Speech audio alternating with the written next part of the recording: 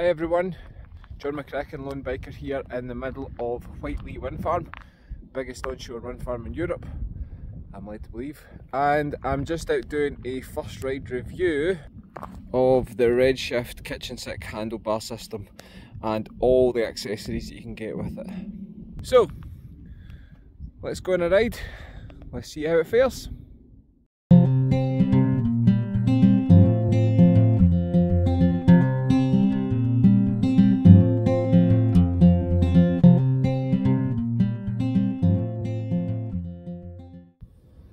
So we mid-ride stop at turbine 105. No Shimano here though, I'm afraid. We'll just have a wee look through the kitchen sink handlebar, okay? So, here we go. Now, the thing that sticks out straight away from the handlebar is this bit here, and this is essentially your kitchen sink. This extension bar here, and as you can see, it's got the bag in it, which I'll maybe do a wee talk about later, but what it does is it extends your cockpit, and you could put lots of other things on there, lights, handlebar bags, etc, etc, but just opens up your options a wee bit. You could have lights and stuff out front and still have room for Garmin mounts and things in here. So that's one of the main features of the kitchen sink handlebar. Now, I've went with the 50cm flared bars. There is a range of options, there are bigger and smaller, and normally I've got flared bars on my gravel bikes, and I had a flared bar in this one. Both were 44cm wide and nice and comfortable, but the 50 I'm loving. And what I have to say so far is, when I've tested products before, I've grown to love products as I've got used to them after a first ride, but just in the first 10k I've done this, I think I love these handlebars. They are supremely comfortable. Now that said, Redshift were very kind enough to send me the full package, so you can just buy the handlebar on its own, set it up if you like, but what they've also sent me is, first of all, the extra long handlebar tape. You can see it's got Redshift written on it all the way through, so that means you can tape all the way up and round and onto your kitchen sink section. What they also sent me was the package that had these extra grips. Now, they look a bit old-fashioned, but these fit on, so you don't actually need your bar tape to go all the way down to your bar end, because these will cover the end. And there's a nice wee screw-in bar end plug there to keep everything solid and in place. Now, these are really comfortable. I really like these being in the drops. It doesn't get in the way either if you want to, oh excuse me, dropped the camera, doesn't get in the way either if you're wanting to have your fingers on the brakes, but if it's quite a long descent, or you're sitting with your head down a long straight for a while, these are really comfy. Also, they come with inserts you can see in here for the top tube, the top bar, which go underneath neatly under the bar tape, and I really like these. I'm somebody who sits quite often if I'm just cruising along with my hands on the top of the handlebars, so I really like this, and I do actually get numb fingers occasionally, and a bit of a sore wrist here, and kind of sometimes in my left elbow, kind of tennis elbow feeling, and so these will help really with the comfort. I like the flared handlebars anyway. I'm actually thinking of putting them in one of my winter bikes as well. Now, why have I chosen this bike? I'll just stand back, and this is my Planet X Tempest, the titanium bike. Now, I put the other Redshift products, if you check my other video, onto my Kinesis, which is the Gravel Race GX. It's a racing bike, and I wanted that stuff for racing. This is more my cruising, and I'm out listening to my podcasts in the wind farm, just enjoying a day out in the bike. So I was looking for comfort on this, and these are comfortable, so that's why I've chosen this bike.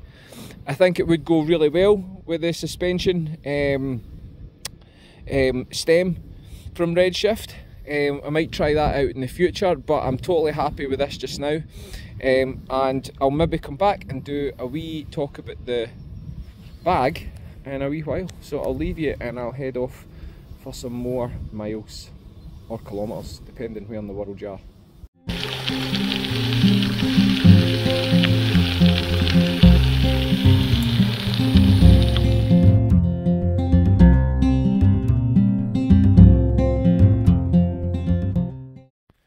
So I've stopped here in a wee lesser known path within the wind farm, bit of good fun, kind of single double track. Just as a side note, if you live near or around Glasgow, or you're in southern Scotland with your gravel bike, come to Whiteley Wind Farm. It's absolutely fantastic. There's hundreds of kilometres of trails, all actually pretty condensed together, so you can make up lots of routes. And as you can see over here, that there is Glasgow, so you're only like 10-15 miles south of Glasgow. Right, so I'll just pick up my bike, which on cue has fallen over, and we'll have a wee look at the bag. So I'm going to do this one-handed. Right, so first of all, if you put the bag in, it obviously kind of restricts some space around here, although you could still attach stuff. But it does come with a mount, and you can choose Wahoo or Garmin, and obviously I've got a Wahoo, and it is a really secure mount. I'm actually quite impressed with it. It comes in these two halves, which you slip in, they clip together nicely, and then the mount part screws in and holds it together nicely, and it is really secure. I've been going over lots of gravel of the lumpy variety today, and there's no sign of it jumping off at all. With the risk of sounding parochial here, Scottish gravel can be a wee bit lumpier than, say, if you're on one of your American roads, or your European gravel. The British gravel in general can alternate from pretty smooth, almost sometimes better than our road surfaces, to extremely lumpy, if the Scottish Gravel Championships were in to go by. Anyway, so a couple of features of the bag. It's got nice zips up the side, which, as you can see, are easy to open one-handed, which is good when you're riding. But you don't actually need the zips, because this end is magnetically sealed, so this will stay shut and take quite a pounding, even just with the magnetics. So if you're going along and you just want quick access to food, that's perfect for that. Opening up inside today, it's first ride, so I don't have much in it. Now, I do have a saddlebag with my spares, which I do like, but you could switch this and it could become your saddlebag, especially if you're looking to put a mudguard or something in the back and still looking for space for lights or whatever. But today it does fit quite a lot. I've got my Kendall Minko gel and my bar, my car keys, because I've parked at the visitor centre today, and there's still loads of room for other things there. And when it comes to room as well, if we go underneath, you will actually see there are 3 zips here, so you can expand the volume of the bag. Sorry, I kind of lost focus there. This one-handed business isn't as easy as it looks. So yeah, this can expand and drop down, so if you're touring or something, want to carry a wee bit more, that's perfect for that. Yeah, I really like the bag, and I like the bag systems. I've used products before, like the frame bag, which fits in there.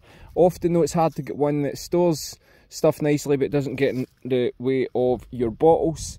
I've had the bar bags at the front, which can be nice, but they tend to kind of jump about a wee bit, or they're hard to put on because of the cables in your bike. If you're anything like me, I like to carry as little in my pockets as possible. So a bag like this for the wind farm is great, or going off-road and gravel. When things are bouncing about, you want to be sure. And do you know what? I hate when you're coming up behind a cyclist and you see the pockets laden down and hanging way down their backside. And if you're in like me and you're a bit of a snob when it comes to your clothing, then you want to keep your clothes nice. Also in the winter time, I think this is perfect for a winter biker out in the gravel bike, because as you know, especially where I live in a Scottish winter, if you're out, you are wearing layers, so your pockets are under many layers, so you want your stuff to be quite handy to get to. So this would be perfect. I'm sure this would fit a phone. Obviously I can't show you, or can I? Let's see if it fits in. Maybe just a wee bit small for my phone, but you know, you can still keep that in your pocket.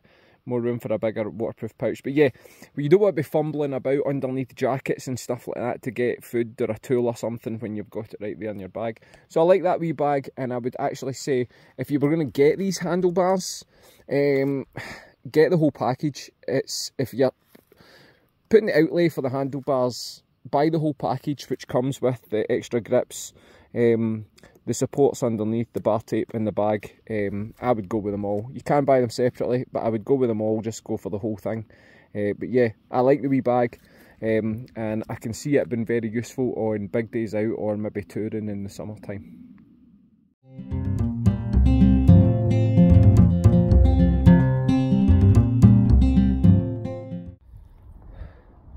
So, end of the ride, just a first wee ride thoughts. First of all, I just, between the last video I took and now, got caught in a tremendous down. And we'll see how the bag has fared. And everything lovely and dry, so the bag's a pass. But all in all, I'm going to tell you that first ride thoughts, definite pass marks, very comfortable, very easy to use, very utilitarian, and I actually can't wait to get out and use it again. So cheers for watching. Remember, you can follow me on Instagram at The Lone Biker and see some more pictures and reviews. Cheers.